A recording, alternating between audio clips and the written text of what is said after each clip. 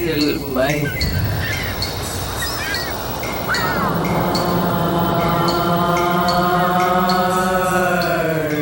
Welcome to Speak Sex. I am your host, Eurydice, and today's topic is of particular interest during quarantine time. It's on autosexuality.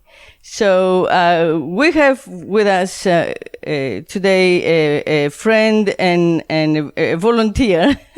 His name is Chris Hume, and he's actually a director, editor, animator. He works for Shoot and Run Productions there in LA.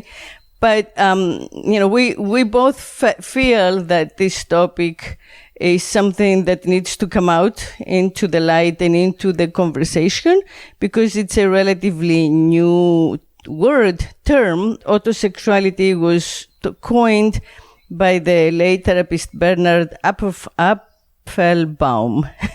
in 1989. So that's how... Yeah, it's very recent. Yeah. And he used it to refer to people who have trouble getting turned on by someone else other than themselves sexually. But more recently, in books like Modern Sexuality, The Truth About Sex and Relationships, and so on and so forth, it has been described as an orientation, as a sexual orientation, a couple of things that would hold people back. Regarding this conversation, this topic would be a confusion between that and narcissism, and it has, it's not at all similar to like a diagnosable NPD. Because the narcissist has a compulsive need for attention from the outside, actually. Oh, it's very different. Right? I'll tell you. Yeah, it's a very misunderstood and place. Also, it has the narcissist. Most central characteristic is like the lack of empathy, right? The inability to like feel what others feel. So. But I do think that people would think, it sounds like self-absorbed so we're here to dispel all of the kind of like taboos and relative stigma in this conversation. So thank you for joining us, Chris. Yes, thank you for having me. Yeah. So when did you, come upon this term, and when did you begin to identify with it? Well, that's two different answers because when I first discovered that there was something different about me, I was very young. I was a teenager. I was just getting into adolescence, and I didn't have any way to articulate or define what I was feeling. So it was a very secretive thing for me.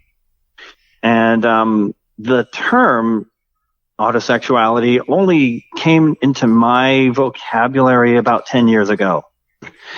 And so for all those years leading up to it, it was just this undefined thing that I was afraid to share with the world. Wow. But at the same time, the flame burned just as hot back then as it does now.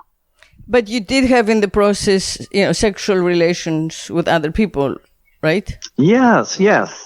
From time to time. I think it's much more common than we are conscious of, to actually like look at oneself in the mirror or look at, or close, your eyes and imagine how you look, or, all kinds of like self-reflective desire, while you are with a partner, in order to kind of like reach, completion and orgasm, and especially if people are in relationships where they are with a partner whom they love but are not necessarily like crazily attracted to because of time, or because it's a marriage of convenience, or because it's a relationship that has other priorities or whatever, right?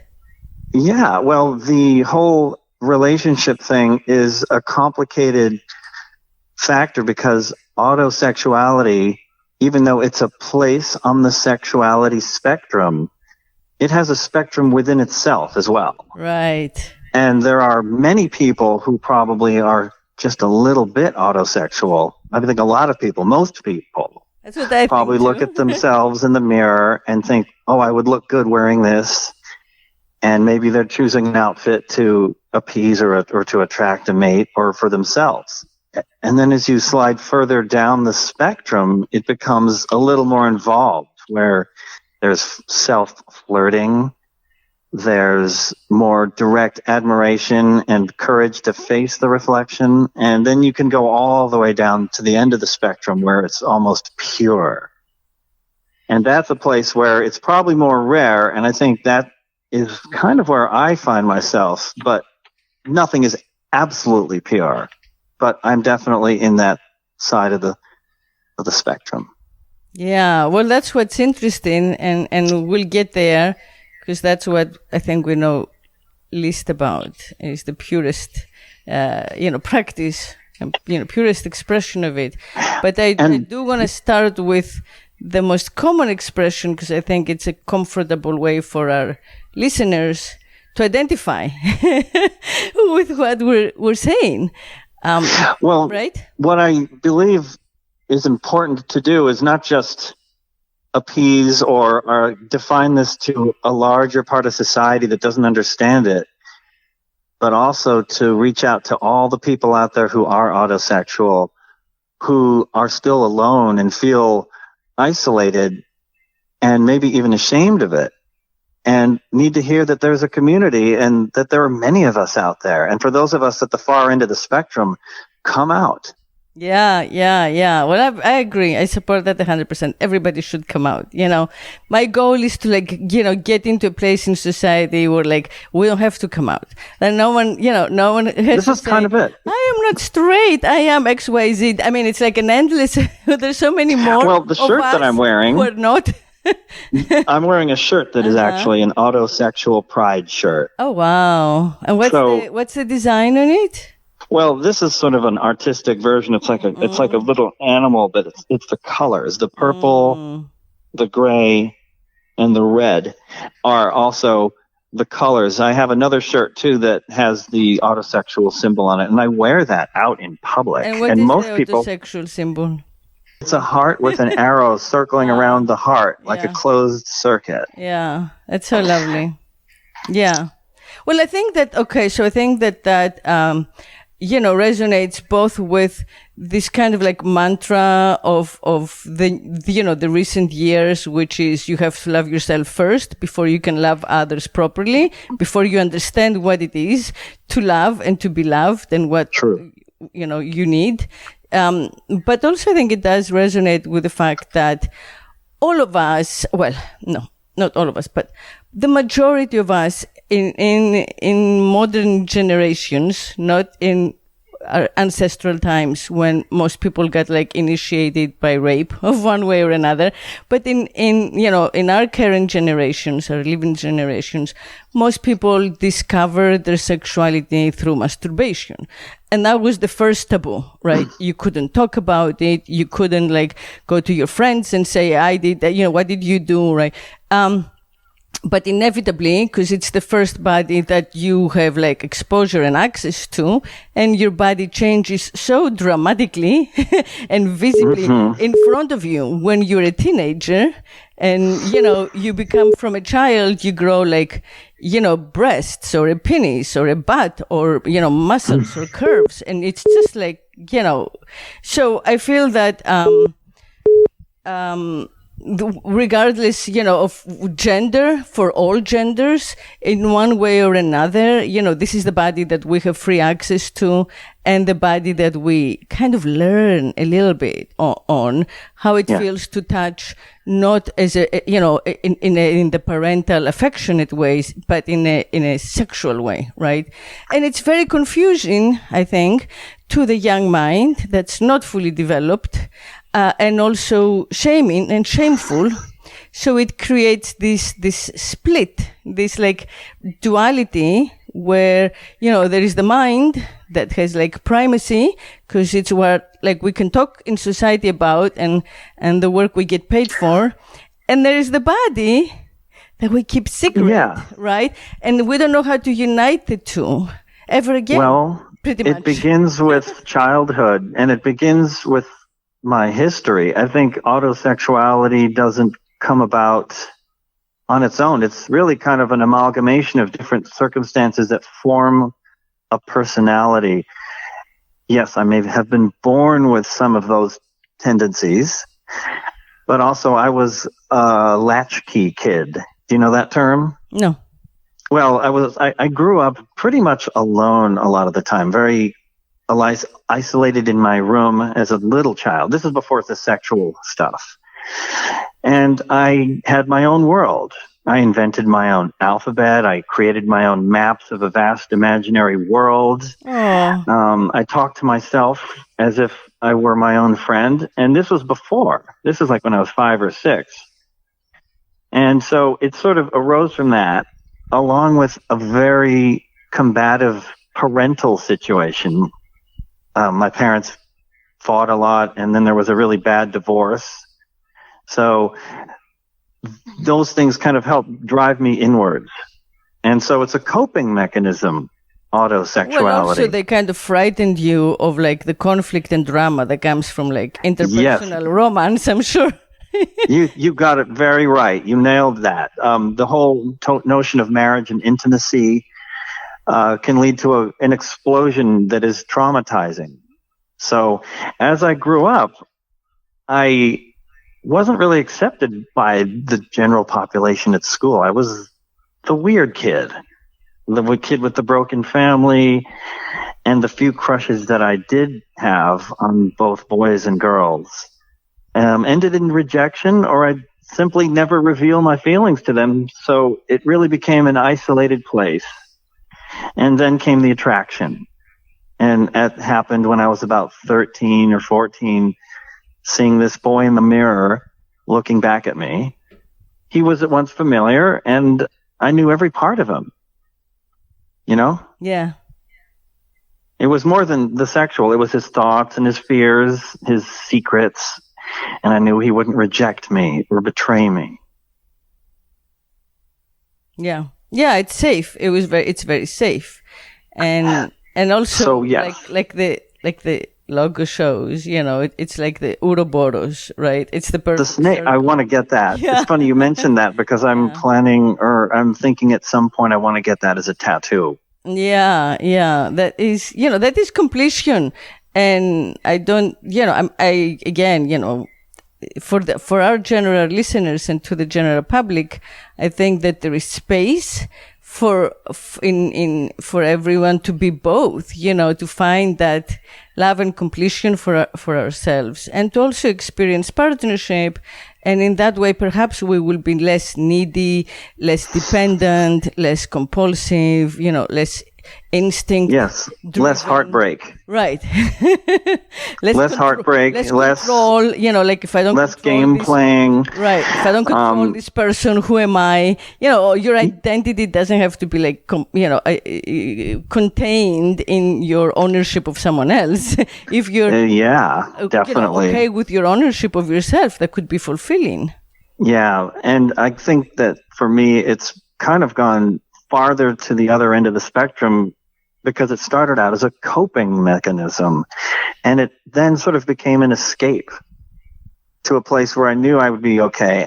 And then add to that the bonus of being my own type physically, which if you're gay or you're bisexual and you fancy yourself as your own type physically, it can be a rather intense erotic feedback loop. Yeah. Yeah. I also know people who, perhaps for generational reasons or cultural reasons, meaning they come from very macho cultures. They had very strong masculine, rigorous definitions when they grew up. So they find it extremely difficult to identify as gay or queer. And they find it nearly impossible to come out. They have children, they have been with women successfully. So it's not like, but definitely their relationship in their secret life, which is random sex, with men in sex shops, or with themselves, elaborate sex with themselves, with toys, videotaped or mirrored or whatever. Mirrors. Yes, a lot of mirrors and video, screen again, recording so you can see it. And that entire part of their sexual life, which I think is the most interesting one for them, has no name, right? So up until recently, it had no name, and still, it is still emerging as we speak today. Yeah, definitely. There's a very small thread on Reddit. You know, the Reddit social. Yeah. And there's an autosexual thread there, but it's very small, and people are joining on, and they're really happy to find this place, but it still doesn't have the reach. Yeah. Because, and I think it doesn't have the reach because our public sense of sexuality comes from how others desire us, right? And we are conditioned to judge our, at least physical value by how many other people we attract. Like, that's the whole concept of the patriarchy. It's very transactional. And how are you gonna, after all, satisfying another? Right. Yeah. How do you do that transaction? You want someone else to be your yardstick. Well, yes, I am and who's my buying? own. Right? Who's buying this body? Like, if someone else, it's like the outward versus inward, like, motivation, right? If there isn't somewhere outside validating you as a desired, object, then you're not, are you? So yeah, that's, I think, the blockage. Yeah. And it became very apparent very early to me that my compass pointed inward as opposed to outwards. And I would look in the mirror. I remember a very epiphany type moment when I was probably about 13, when I looked in the mirror and I fell in love. It was kind of a epiphany moment. Yeah, it is. And I just looked in the mirror and I loved what I saw. And it wasn't narcissism. It was something quite secretive and powerful. And just the tone of his body, his big blue eyes, his secretive, mischievous smile, and his imagination all kind of came together, and it quickly began to form a powerful relationship that I didn't need to share with anybody. So it was a protective shield as well as an incredibly powerful love affair, which continues to this day. You are your type. But anyone, you don't have to meet the standards of the moment that you happen to be alive and sexual in, just because, like, right now, the standards of beauty, if you look at, like, magazines and ads, are a certain way. If you don't meet them, but you do turn yourself on and you do satisfy yourself, that's so empowering to actually trust yourself, and trust what you see as beautiful, instead of, like, kind of like self-attacking or, self-editing cosmetically and otherwise, constantly trying to become, who you're not. So well, it's a good thing for people who are not kind of like, stereotypically attractive. Yeah, well, there are plenty of autosexuals out there. I've met a couple online who aren't classically attractive. There are some who are gorgeous. Most of them are still in the closet, so I still think that this is a 90% invisible community. Yeah, for sure. But what I think is important is that some people who are declared autosexuals might be overweight. They might have very non-traditional physical appearances, but it's all about how they feel towards themselves. Yeah, exactly. And how I think that's just such a confidence, booster. So I love like the whole concept of that.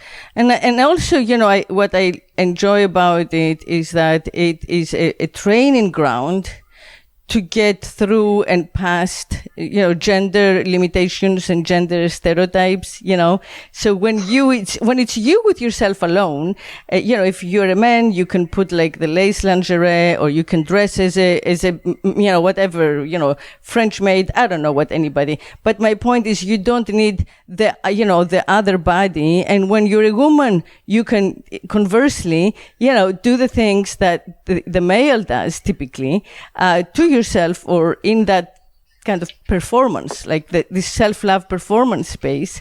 And I think that even though we don't quite recognize how practicing these things, frees us from the stuff that we've been like brainwashed and bombarded with, since we were born. But from the moment we were named boy, girl, and given colors for our like nurseries or whatever, our outfits. Yeah. Everything is coded. Yeah. It's a good evolutionary practice. Yeah. Yeah. And I remember in those early days, I wondered if I was gay or maybe bisexual. And it was only because there was no definition for this. And so I, having grown up in a very small conservative New England town, had really no voice with which to express it, because the few gay or outwardly gay people that were in my class back in 8th grade, 9th grade were ridiculed. And the term gay back when I was a kid was a pejorative. Well, it still is in middle school, I'm afraid. Oh, of course it is. And so, but then take self-attraction, and it's adding a taboo to the taboo. And the irony of that is, back when I had to hide it from the world, it only heightened the passion that I would engage in when I was alone in my bedroom against my mirror. Yeah, yeah. Oh, yeah. The first time you discover that your body gets turned on is just by touching yourself accidentally. Again, like in contemporary times where we're allowed to do that, or have a room of our own, because people used to like sleep in the same bed with their parents. So we've come a long way, but this is the way that we're evolving, I think, being able to, like define and understand and explain things that many people, moments that many people have had that they discard because there's no word for them and because they'd rather not talk about it. I'm sure this goes back thousands of years. Right? I'm sure there were people that existed in ancient history that were autosexual, and what a struggle it must have been. Liberating relationships, love relationships from sexual relationships is interesting. We began with like liberating marriage from pure transaction among parents, which is great. But then we have somehow got to a place where a lot of our love relationships that lead to marriage are again transaction based, but between, the partners themselves, so who, one of them supports the other sort of thing. Well, that's so moving interesting. Out of the sex, as the emphasis, not having sex, but, moving out of the sex being the driving factor. The attributes of the other person, the trophy husband or trophy wife, moving away from that, I think is again, part of like the positive evolution where we can be, new types of families that are actually, love-based and respect-based and not so like, sexual drama, possession, jealousy, and all that. So I think allowing space and bringing into light the relationship, the sexual relationship you can have with yourself is a big process in that. I have shared this relationship with myself, with others in relationships that I've been in the past with others. And it's been incorporated into it, sometimes for better and sometimes, it always will end and I'll end up coming back to myself.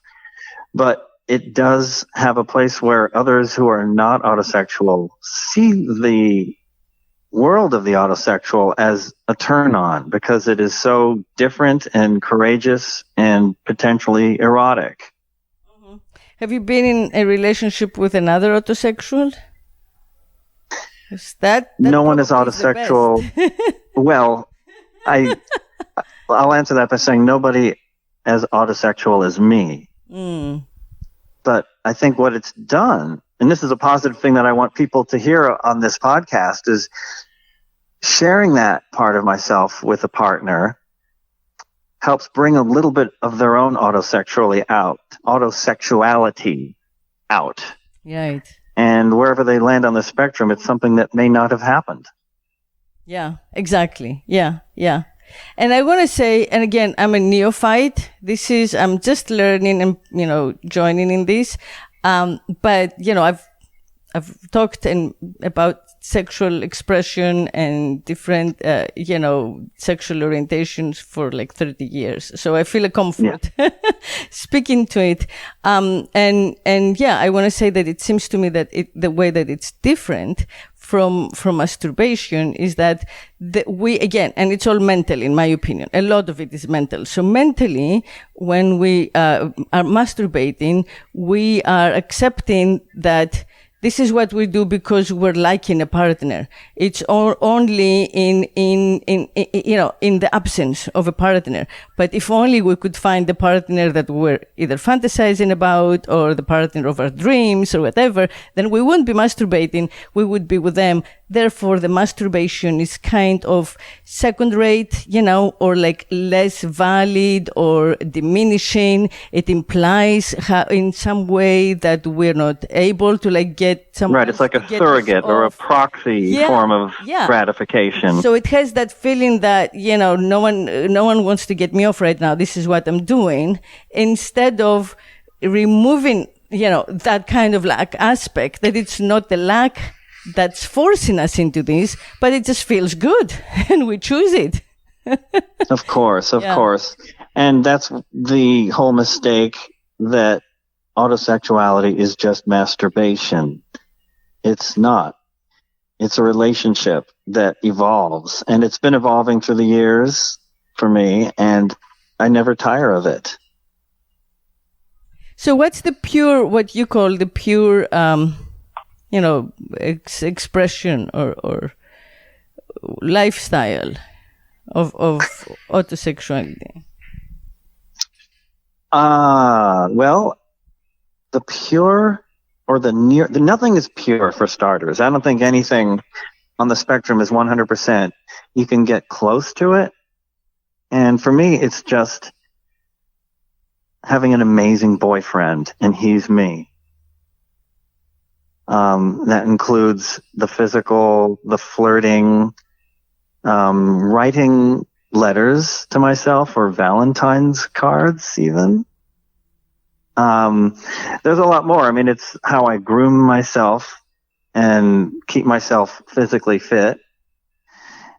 The diet, yoga, which was a big factor in bringing me to terms with my autosexuality, because it sort of helped bring me inwards, which is a big factor in yoga. I'm a teacher of yoga. Sometimes I'll look in the mirror and cast a knowing glance that I know nobody else can see.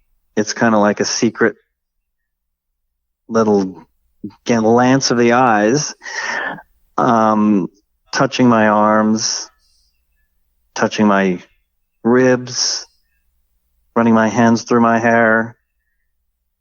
I had a floor mirror in college that I would sometimes bring out when I had a room of my own. And bear in mind, back then when I didn't know what it was, this relationship was incredibly secretive, as if I were having a homosexual affair. Right. Yeah. And, being, a bicyclist and a yogi, I take pride in my body. And so I do it for myself. And the thing about masturbating is when you mentioned that you are fantasizing about someone else, it's also possible to fantasize about yourself and imagine that you're with another version of you or an exact duplicate of you. Yeah. Oh, I think that's very common. It's just that we don't talk about it. But I think that, again, people whose partners are not necessarily aesthetically attractive can, instinctively, in order to reach, orgasm, will think about how they look. And it could be a couple of seconds. So it's something that's not, discussed in any way or even made conscious, but it happens. If you have two bodies and one seems to you more attractive than the other, you're going to think of that because you just want to, finish. You want to complete. That's where you're going at that moment. And I think that's, it's a little bit like also like the whole stripper culture in a sense that we've gone into, and we don't call it that, but, our relationship to the screen, to social media, Instagram, Facebook, like our experience with each other through the way we look or present ourselves or perform, rather than actual intimacy, I think has enhanced this tendency. But it's a tendency that's unhealthy if it's not, again, understood consciously, because it's an avoidance. If you're not conscious about it, it's something that you do just to avoid or to get over. Well, sure. That's a problem. That's a way to divert yourself away from true intimacy. Exactly. And exactly. I remember back in school when most kids were looking at Playboys or Penthouses or having secret crushes or dating. I had my own world. And I remember the first kiss.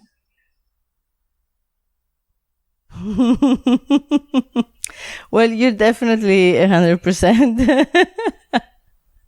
Close to it. Yeah. I mean, the first kiss was an open-mouthed French kiss against the mirror. Yeah. And it lasted much longer than a practice kiss. And I remember stepping back from that and thinking, oh my God, I didn't expect it to feel so good. And it just became a ritual. Mm-hmm. I would look forward to getting home from school so I could go into my room and undress for him and explore where it was all going. Mm-hmm. So I was living a double life because I had my friends. Once I stopped being kind of like the social reject in the early years of school, I had friends and I became popular and I had good grades, but I didn't date. Mm-hmm. I was kind of a mystery. I was kind of a mystery to a lot of my friends because they were all dating, but I wasn't. Mm-hmm. Yeah. Well, you just didn't have that need. I think you were not as much as others. Yeah. You were definitely not so dependent on that feed of outside pleasure hits, of the dopamine hits that we get from the outside world as much. Because I think a lot of the compulsion early on is just how we appear. We get a lot more reward, social respect. People talk about you, based on who you date or who you're with or who you Sure. Yeah. So it does require a degree of freedom, of independence, a social freedom, to be able to do that young. Well, it was there, and it was an incredible place to go. But I did have crushes. I did have desires for others that were mostly unrequited or unrequited. Yeah, unrequited. Which, because sometimes they were heartbreaking and painful, the rejection, I realized that I had my own boyfriend with me, and why not just embrace him and liberate myself from what could be plenty of more heartbreak and drama. Yeah. Well, it sounds something that also sensitive people will be more drawn to for that reason, Yeah. So there's plenty of people out there that want to hear this and know that it's okay. That's who I'm speaking to. Yeah. It's also a matter of teaching people to love themselves more. Exactly. Yeah. Even if they're not autosexual. Yeah, exactly. And just allow space for it. I think, now with the quarantine, that's how I began. It's a good time to discover, our bodies and our relationships with ourselves, physically, Yeah, well, and it's true. Mentally, consciously.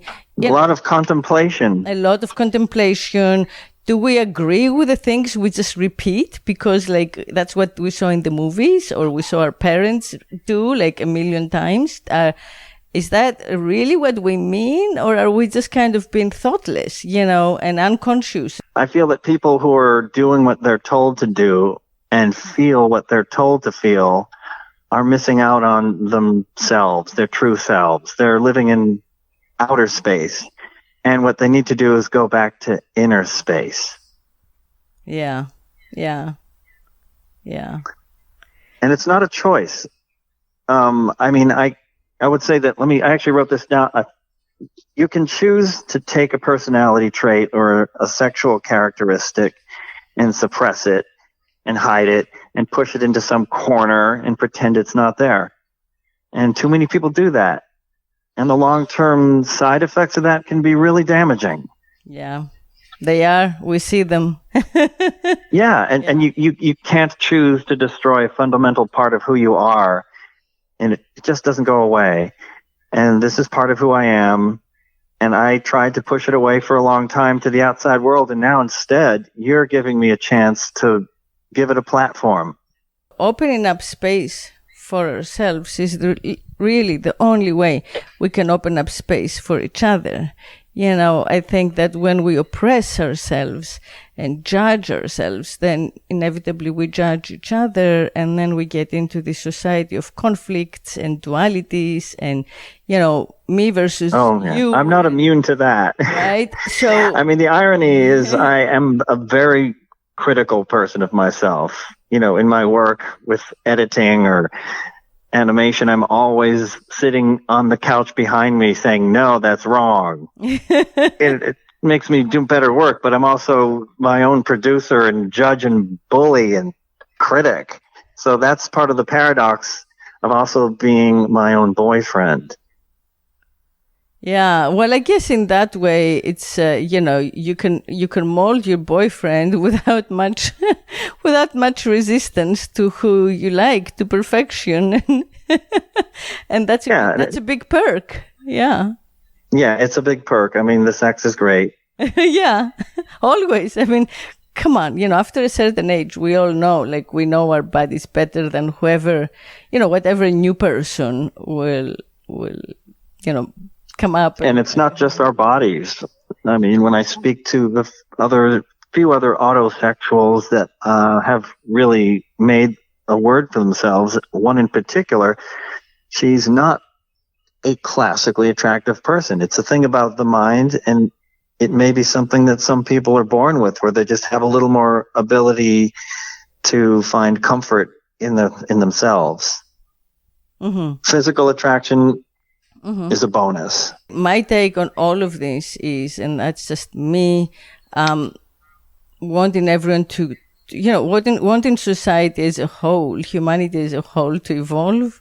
I personally think that it's, how our young minds react to all kinds of stimuli from moment one, from when we actually come and see light.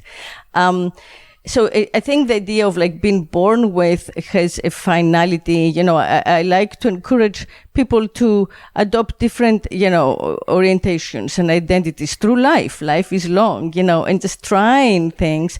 And the more we experiment and expand, the more, again, we can forgive and understand and, embrace in others and say, okay, that's not something I do, but wow.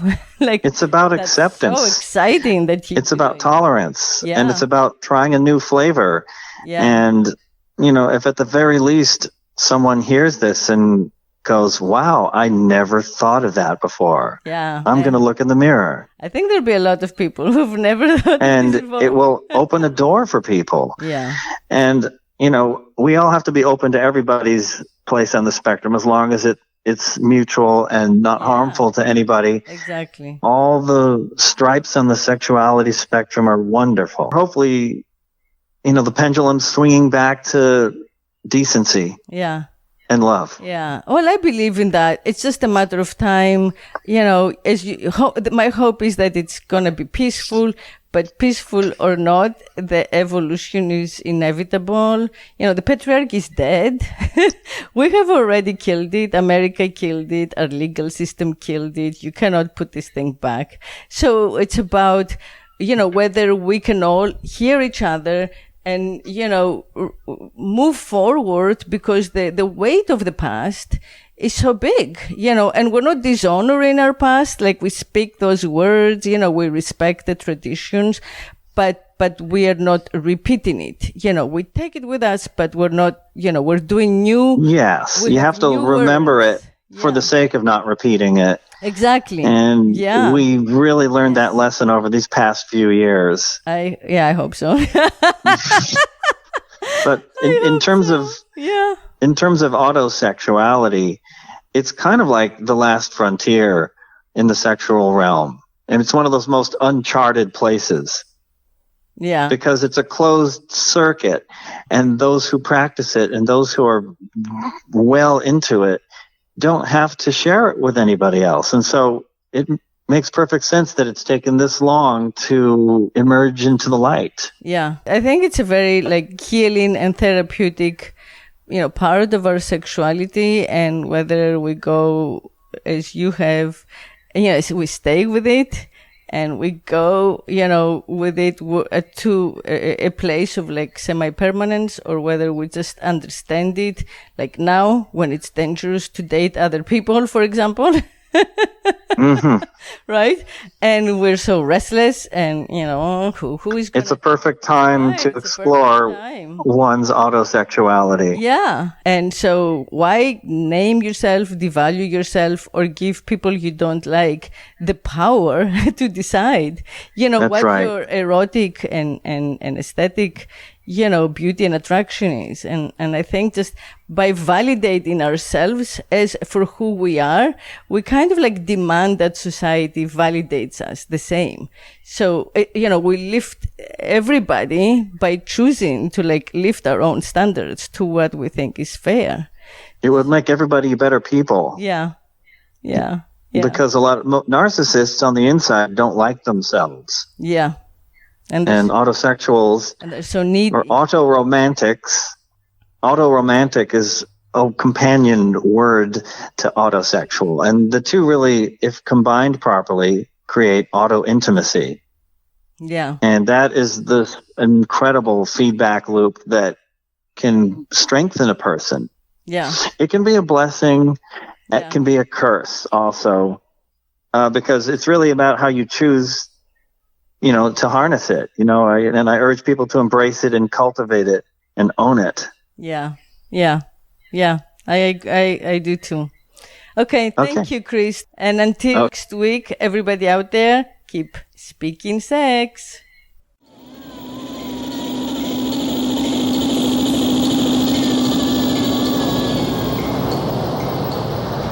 If I could make love incessantly,